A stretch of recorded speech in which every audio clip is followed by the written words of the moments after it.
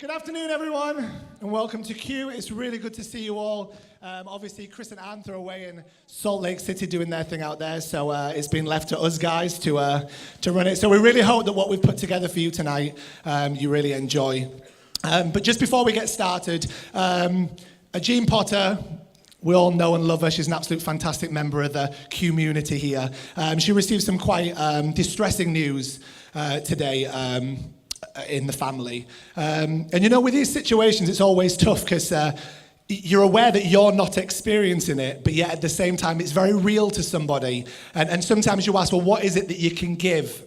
And I personally believe in these things, really just being family and being connected and offering that sense of thought, really ushering good thoughts of well-being and goodness and love and kindness, and that in spite of the things that are going on, that somehow we can offer that sense of support to you, Jean. So if there's anything that you need from us, please do shout. The other thing I wanted to say as well was, I don't know if you remembered, but Chris and Ant's next door neighbour, they received some quite bad news about 3.5 years ago now. And I was at the gym the other day and she was there. And I said to her, oh, you know, you're looking fantastic. And she said, Jay, isn't it amazing that the prognosis was so negative, and yet here I am 3.5 years later working on my abs, she says. And I thought, well, you know, sometimes we can't figure all this stuff out, but what I want to do tonight really is say that sometimes hard through fear to get a different thought, because fear can be absolutely crippling. And we've just watched in that video, you know, at first I'm feeling a bit emotional, but it's hard because I'm so aware that it can look as if you're pulling down people's experiences, and it's nothing to do with that at all. But what we're trying to offer so desperately is that throughout this, we can change the way we see things, and it somehow takes away the sting out of those things that we're going through. You know, I don't know any of your stories tonight, but some of you will be going through some incredibly difficult things. But what we want to get you to at Q is that in spite of what's going on, somehow the way that you see things doesn't necessarily have to steal your joy. And that's what we really want for you tonight. So I hope that that's warmed things up a little bit. I hope you've seen my heart there. And I'm trusting that rather than fear being the dominant emotion, that tonight we just get a sense of goodness, that somehow we don't know how this is going to pan out. And that, you know, I'm believing that there is a power that encompasses all things, that somehow we will find a way and we will get a breakthrough, and that we will see what this situation completely turn around. So I hope that's okay for you, Jean. Yeah, we love you. We love you. Okay, so on the back of that, the reason we used the video tonight is because we're going to talk about focus and where our attention lies. And we've had some great conversation this week, and there's been a part of me that's felt like I wanted to not do it, but at the same time, the amount of conversation that's been had really has pushed me to think that it's even more right to do, which is just fantastic. So we started with the focus video, and then we went on to sing Beautiful Messed Up World, the whole thing of the world is getting worse, so they say, but I just don't buy it. There's beauty in everything that life throws at you if you're looking for the truth. Now, that's often easier said than done, and we all experience some of those difficulties. Now, one of the things that we want to discuss tonight is how important are our beliefs if they ultimately shape our worldview. They clearly are very, very important. Now, do our circumstances dictate what we believe, or does what we believe change the way we view our circumstances? Now, I've been doing a lot of research recently on the whole concept of placebo effect. Have any of you heard of the placebo? Yeah. Now, a placebo is basically a pill that is given to somebody, and yet it doesn't have anything. It's basically made up of sugar. But the physician doesn't tell the person. They basically think it's the pill. And the idea is to see how much the belief of that person affects their health. Now, it's a scientific fact that there are many studies that have proven that placebo effect happens. I was looking at a particular medication where it was specifically for people who wanted to regrow their hair, right? And they gave this pill that was just sugar, and 10% of those people regrew a full head of hair with a pill that had nothing in it. But get this, they also experienced the same negative side effects as the pill that also had the actual chemical in it. Now, that's quite fascinating, isn't it? So there must be something that is very strong in this issue of belief. Now, I also found something out today on the back of a message that I'd got from Elle. And if I hadn't have got that message at 2:30 this morning, Elle, what were you thinking? Flipping heck. I wouldn't have actually ended up, and I don't even know how I found this word, was nocebo. Have any of you heard of the nocebo effect? So nocebo is when, even if you are being given treatment that works, your negative belief stops it from working. So nocebo is, somebody gives you something that says, this is going to fix you and this will fix you, but it doesn't, because the belief is, nothing that you can give me will ever work. Now, when we've been talking about the concept tonight, I think often as people and as a society, we can get to the stage where we almost just resign to the fact, this is just my life, this is what I've been handed, there's no good, there's no hope. And in a way, we can't really call that good news, can we? Now, here at Q, we believe that we have something good to offer, and I would like to believe that that good news is that we actually believe there is a solution and there is an answer to the things that we're facing and what we believe about life. Now, so I don't want anybody here with a nocebo attitude tonight. I want us to be sat there, it's a great word, isn't it? I want to be sat there believing what we're going to offer you can even just give you a slight bump up in the way you're feeling, yeah? So,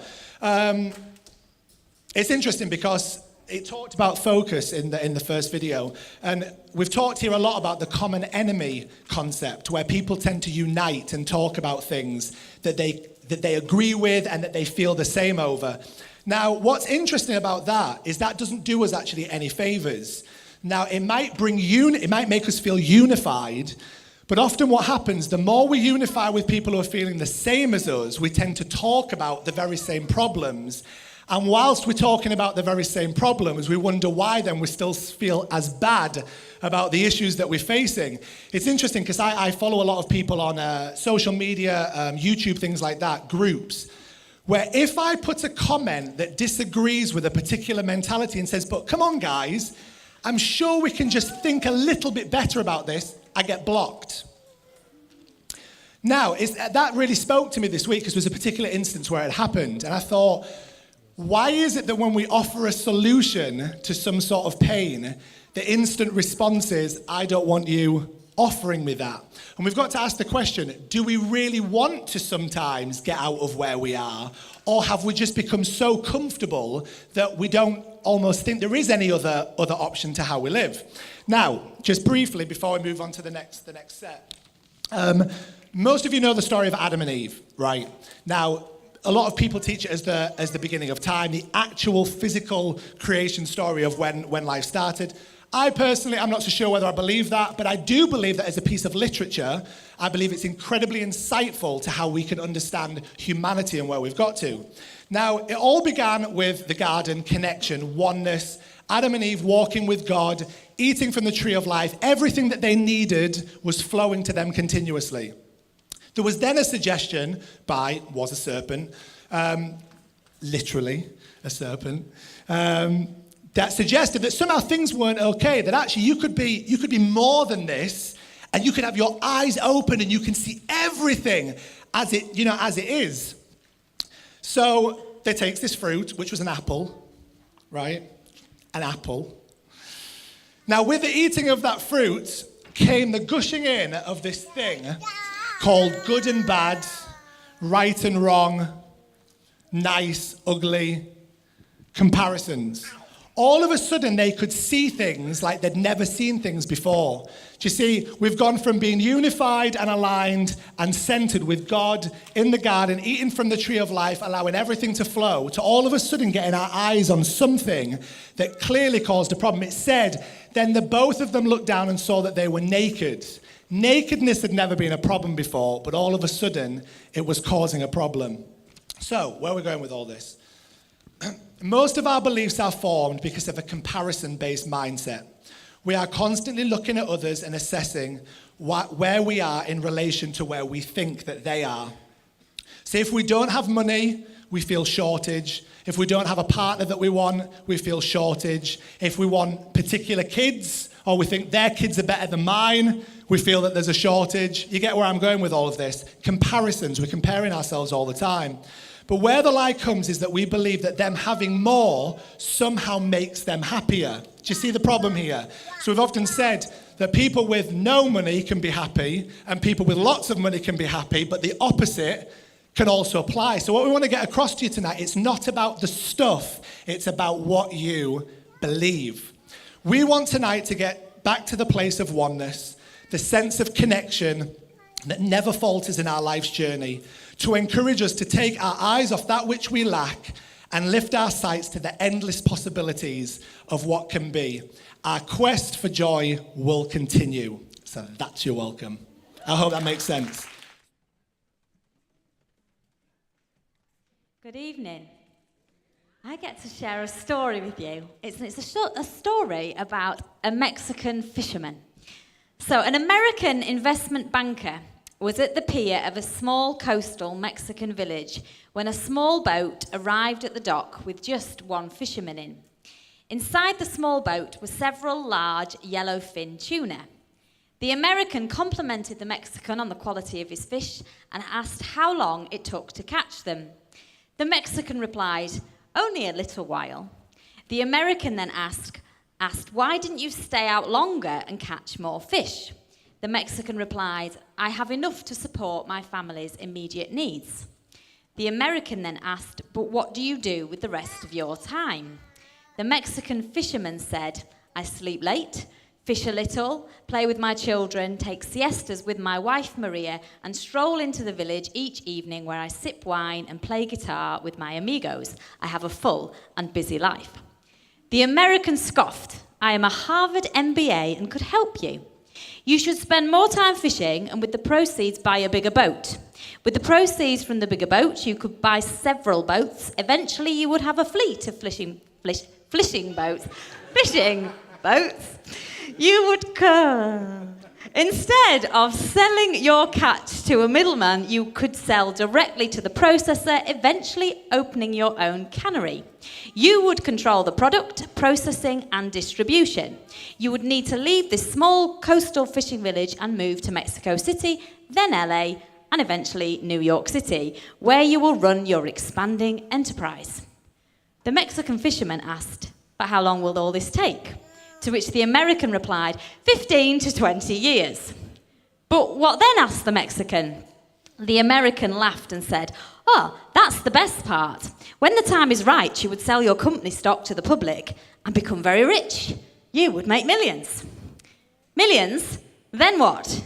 The American said, "Then you would retire, move to a small coastal fishing village where you would sleep late, fish a little, play with your kids, take siestas with your wife, stroll to the village in the evenings where you would sip wine and play your guitar with your amigos." It's a great story. Now, obviously, the American saw that there were few fish, and that for him meant a shortage of what was possible. But the Mexican himself didn't see that shortage, and he actually realised he would only end up back where he started if he spent 50 to 20 years pursuing the belief that he didn't somehow have enough. And it made me think, might the love, happiness and contentment that we are seeking already perhaps be more within our reach than we sometimes recognise? Now, Jesus said the kingdom of God is at hand. That sounds to me quite close. And David, the songwriter, said, "Goodness and mercy follows me all the days of my life." All the days. That doesn't sound to me like there's the shortage there. And in fact, it actually makes me feel better, because if it was all the years of my life, it might be sort of down to chance which days ended up good.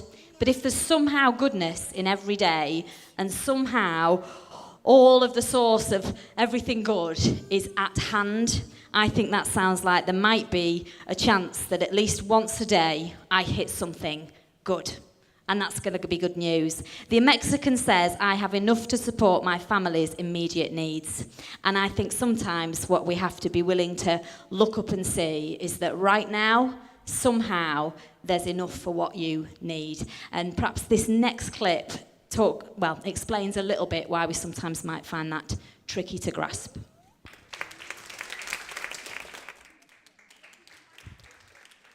Okay, brilliant. Now, one thing I love about Q is the opportunity to contribute, and just different people contributing tonight has been lovely. Jared contributed something this week, which was that movie clip, so thanks, Jared. Now, when I was watching it, one thing stood out. What does it say? Struggle. Hands up if you struggle. I think we can probably all put our hands up. We all know what it feels like to struggle. But what struck me about that clip is there were three people. We had Hermione, Ron, and Harry. Okay, we know our Harry Potter. Now, did they all struggle in the same way? Did some struggle more than others? What struck me is that Hermione didn't struggle quite as much as Ron. Would you agree? And I thought, ooh, there's something in that. There's some good news there for me, because I struggle. But what if somebody has some answers that could help me in my struggle, so that instead of panicking, I can relax through it? Would that be good news? I think so. Okay. So a couple of weeks ago, we put a slide up. If you could pop the slide up for me. It talked about shortage. And, oh no, the one that's shortage, it's purpley, I think, Rob. And it provoked a lot of discussion, which is good, because we like discussion and we like conversation. But let's read it. It says, shortage of time is not your problem. Shortage of money is not your problem. Shortage of connection to the energy that creates worlds is at the heart of all sensations of shortage that you are experiencing. Now, the reason this created a lot of conversation was because some of us were like, well, that's not true. Actually, my problem is that I don't have enough time. My problem is I don't have enough money. My problem is I don't have enough opportunity. Or my problem is that I don't have kids, don't have enough kids. Other people are saying my problem is I have too many kids. But I think it provoked a lot of discussion, and it got me thinking so much this week about how it's so easy for us to get comfortable believing that the solution to how we feel in life is out there somewhere. If only I had more, if only I had more of this stuff, then actually something inside would change. I believe God might have pitched in on this, because he sent me a letter this week, so I'm going to read it to you. On paper, because he's old school. It says, "Hi guys, nice and informal. I've got some bad news. Unfortunately, you're stuck. You are all unfortunate victims of your past, your upbringing, your circumstance, and your experience. Who you are is just who you'll always be, and you can't change, as much as you might want to. Life just makes you feel the way you feel, and you can't do anything about it, so you better get used to it, everyone, because this is as good as it gets." This is happy, isn't it? The way that people make you feel, you can't help that. You're hardwired to feel lonely. You're genetically predisposed to be depressed. The hopelessness you feel can't be helped. Your low self-esteem is actually a pretty normal part of being a human being, and holding on to resentments and unforgiveness, well, that's just human nature. So sorry to be the bearer of bad news, but you're not actually free. You're stuck. So good luck, and sorry about that. Okay, that wasn't God that sent me that, by the way. I just wrote it. I know, you're all shocked. But who wants to settle for that? If that's a perspective on life, and it's quite extreme, isn't it? And it could even seem quite insensitive. But I think it's where I can find myself sometimes. And I wanted to tell you a bit of a story about that in a personal sense. But first, I just wanted to say, at Q we have a heritage that is built on not settling for things. We don't believe we're called to be settlers in life. We believe we're called to be pioneers. Pioneers don't just say, well, this is where I've ended up, so I better stay here. They say, maybe there's another way of thinking, another way of being, and we're on a quest to find that thing. Is that the kind of spirit we want to have? I think so, because it means that, okay, even if I go on a quest and I realize where I got to was a great place, then great, I can be there. But maybe there's something better than that. Okay, you can put the other slide up now. We're talking about shortage tonight, and I like kind of wordplay. And when I was thinking about that, I thought there's two kinds of shortage. There's one, I don't have enough money to buy this ice cream shortage, but there's also electrical shortage, or they call it a short or a short circuit, and that got me thinking. So I thought I'd just do a quick little science test for you all. We have a source of power, like your plug or your battery, and then that connects to, next slide, well, in a circuit you can have these things called resistors. Who knows what a resistor is?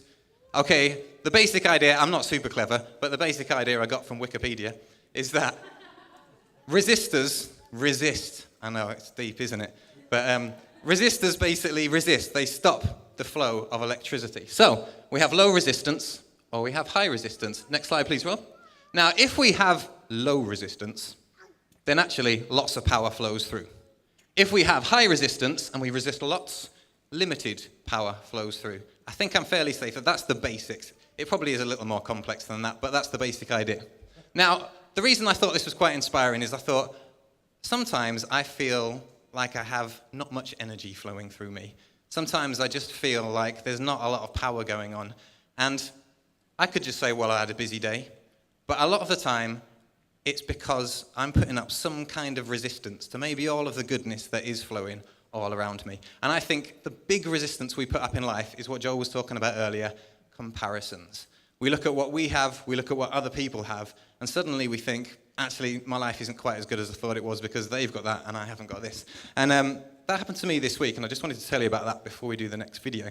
Because, you know, we did the Enneagram stuff recently. The reason that's really helped me is because it revealed a lot about my personality, and part of the way I need to grow as a person is being more honest.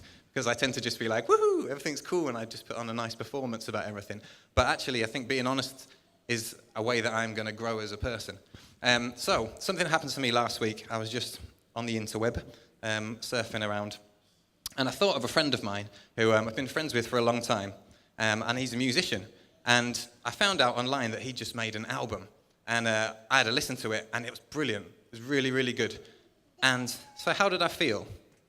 Something in me suddenly felt a lack of energy. It was like I just felt low, and I felt like suddenly a bit hopeless about my life and a bit worthless. Has anybody ever found themselves feeling like that? Especially when you're online sometimes, or maybe you look at another person's life and how incredible it is, and suddenly you compare your life to their life. There's quite a few people nodding around the room. And suddenly you think, why am I feeling like this? So I remembered something Anther talked about a few weeks ago, where he was talking about a lamp over here, and he was turning the lamp in and out. Hands up if you remember that. Excellent. And he was talking about how there's a connection you can make in life that can suddenly bring you to life and make you light up. And the connection was gratitude, an attitude of gratitude. He talked about actually you can make this connection to appreciate all of the things that you have rather than what you don't. And that's how I turned that around. In that moment, I suddenly thought, I don't want to feel like this. I don't want to settle for just feeling like, well, I have to feel like this. My life is what it is, and that person has more money, more opportunity. They've had more experiences. They've got to do this, and I haven't got to do that. I suddenly stopped and went, hang on. Let's think about all the things that I do have around me right now to appreciate. And I started thinking about my family and my home and my friends and the community that I have, the opportunities that I have, the abilities that I have. And suddenly, with that appreciation came kind of a lightness. Suddenly there was an energy because I wasn't resisting in the same way. Now, what happened in that moment was quite cool. I suddenly felt different. And then I thought, do you know what, I really want to buy this album. In fact, I want to support this guy. I went in about 3 minutes from feeling like, don't like this at all, this has just made me feel awful, to I actually want to give something to this person. And the story we're about to watch next is a guy called Tony Robbins, who tells a similar kind of story of how he went from a place in life of feeling everything was a shortage and he saw everything that he lacked to feeling that actually he could be someone that contributed and made a difference. I hope that's helped. Enjoy this.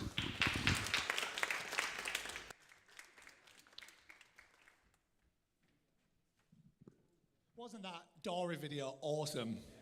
I mean, to some degree, that video just sums up where we've been heading tonight, in that that's two different perspectives running parallel to each other. You have someone who's constantly saying, it's not going to happen, just give up, this, that, and the other, and then you've got somebody else saying, well, why should we give up? It's, you know, it's going to be fine, we're going to get through this. And I really hope that all that's been taught tonight has given you some sense of relief in a way, that in spite of some of the situations that we face, there is always something else that can be grasped, and there can always be a slightly better thought that we can have just to give us that sense of relief. Because, you know, life can be tough, and life can be a struggle, but at the same time, it can also be, how Dory perceived it, also be absolutely fantastic. And did you notice how, when they let go, the water sprung them into exactly the place where they were wanting to be? Anyway, just to summarize before I ask the guys to come and sing with us. Part of the spiritual journey, I believe, and you look at a lot of faiths, they talk about this, is the issue of maturity, is growing up. You know, when we look at scripture, it talks about becoming sons, inheriting sons. And I think a lot of the time, one of the reasons why we struggle in our lives is because we can often view things with quite a in quite a childlike way, in that we're still wanting others to somehow make things right for us, and to, if they'll change, then I'll be okay, or if they'll give me this, I'll be fine. The whole point of being a mature son or coming to spiritual growth is understanding that you yourself are responsible for the way that you perceive things and how you feel. And in spite of all the negativity that sometimes we face, it's ultimately up to us in how we are going to approach that situation, and whether we're going to view it as in, like Danny was saying earlier, there's no hope, or we view it with a perspective that says within this we will find life and we will find goodness, and it will teach us something from this experience. I was talking to Amy in the office this week, and we were talking about what do we feel that church should be? What should it actually be for people? And we were saying that in the past we've often said that church should be like a hospital. It's a place where people come with their needs and their wants, and ultimately we try and offer the medication or the help that gets you through that particular thing. And I agree with that, actually. I believe that we should be a place that people can come to with their very specific needs, and that we can say, okay, in your situation, this might work for you. Go and try it, and hopefully it will make you well. We then came up, well, I say we, Amy then suggested something that was quite powerful. She said, if we're not careful, we can switch from being a hospital to being a hospice. Now, when she said that, I was really quite moved, and I thought that is really powerful. Because how many of you know that a hospice is actually palliative care? A hospice is somewhere where people generally go when there is no longer anything that can be done. And it's just basically to make them comfortable, which is wonderful. But usually it's at the point where they can no longer offer you a cure. Now, I don't want Q to be a hospice.